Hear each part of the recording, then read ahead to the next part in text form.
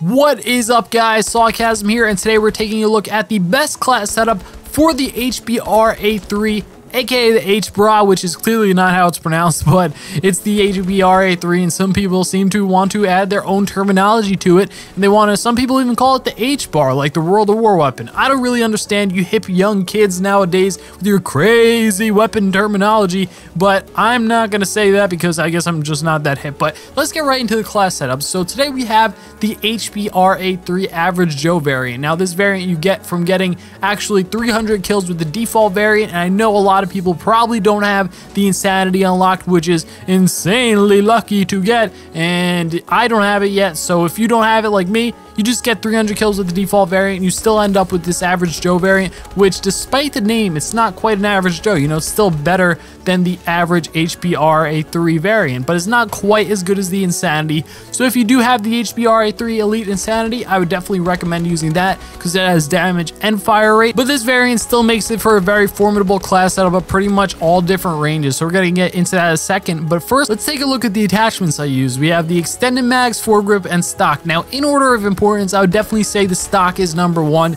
This is the thing that's going to help you get the kills not only at the longer ranges, but also get the kills at the closer ranges to be able to compete with the SMGs, bar the ASM-1. And is also going to help you compete with the other guns at longer ranges due to the ability to strafe while using the stock. So it has a lot of uses. You could use it to be more mobile around corners, a little bit more agile. You can use it to strafe. So overall, it's just very effective. It makes the gameplay a lot more fluid, a lot smoother in my opinion. It allows you to aim down sights in more situations without the penalty of taking so long to aim down sight. Now the extended mags is very huge because this gun, it doesn't shoot so fast, but it shoots fast enough that you're going to want the extra bullets in the clip. Now the foregrip is relatively interesting. So now if you're going to use this gun purely as a close range weapon, then you may not want foregrip, but if you're doing that, using it as a close range weapon, then you're definitely not using it to its fullest capacity. You're better off going with an SMG or something like that. However, this gun does kill pretty quickly at close range, but the thing is, this gun has one of the best 3-shot kill ranges, so you really want to take advantage of the range.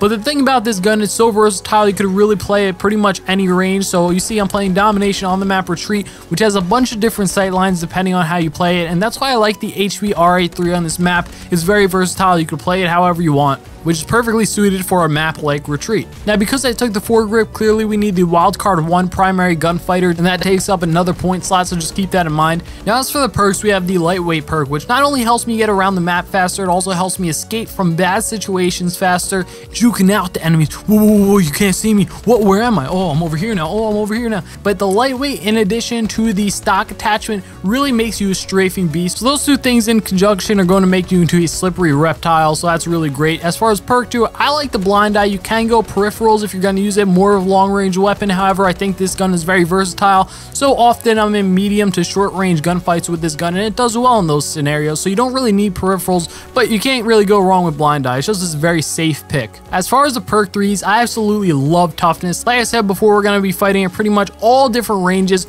with this gun, so toughness just helps you win those gunfights at the closer ranges as well as the longer ranges. I really love it. It's one of those perks that for the most part, I can't play without. There are some exceptions, and the scavenger perk is great for going on DNA streaks or kill streaks or anything like that, because I really can't stand running out of ammo. If you run out of ammo, you have to go around scavenge for, which is ironic because this is a scavenger perk, but if you don't have it, then you have to go scavenge for a new gun, which you don't want to do because then you can't use this bad boy, the HBRa3. Now the EXO ability, we have the EXO overclock. This is one of my go-to points for pretty much every class for a few reasons. One, like the lightweight, it helps you get to the action faster. Two, it can help you escape from sticky situations faster. And three, even if I'm not going for a kill streak, it's really good for just bum rushing the objective. You could use it, dash the objective. Even if you die, you could just use it again, since when you respawn, you get it completely refilled. So it's very effective, very cost efficient point, and I definitely recommend it for most classes, if not all classes. So this leaves you with 2 points to work with. Personally, I like to invest these points into my score streaks. As far as the UAV and the system hack, these two things really help me win a lot more gunfights, even though they don't actually affect my class setup and my gun and stuff like that, my stats, it does indirectly help me win more gunfights because getting the jump on the enemy is huge, and the system hack is very disruptive to the enemy. I'm sure you definitely know that if you've ever been system hacked, how annoying it can be.